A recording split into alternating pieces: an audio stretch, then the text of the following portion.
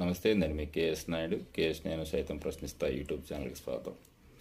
ఆ, ముస్లింలుకి సంబంధించినటువంటి ఒక చిన్న అప్డేట్ ఏంటంటే, ఈ వక్స్ బోర్డు ఉంది కదా, దానికి సంబంధించినటువంటి చైర్మన్గా మన అబ్దుల్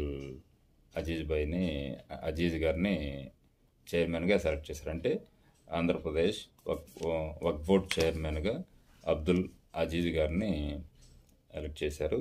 అయితే ఈయన నెల్లూరు నగరంలో ఉన్నటువంటి, అంతకుముందు 2019లో కూడా టీడీపీ తరఫున ఎమ్మెల్యేగా పోటీ చేశారు, కానీ దురదృష్టవశాత్తు ఓడిపోయినారు. అంతకుముందు వచ్చేసి వైసీపీ తరఫున ఎలక్ట్ అయ్యి జడ్పీ చైర్మన్గా కూడా ఉన్నాడు. తర్వాత అనివార్య కారణాల వల్ల దాన్ని వదిలేసి మళ్ళీ టీడీపీలోకి వచ్చారు. సౌమ్యుడు. అదిగాక అజీజ్ గారు ఒక ఫ్యాక్టరీ ఉంటుంది, అందులో ఎంతోమంది ఉద్యోగాలు చేస్తూ జీవనోపాధి కలిగి, కాబట్టి ఆల్ ది బెస్ట్ అజీజ్ గారు.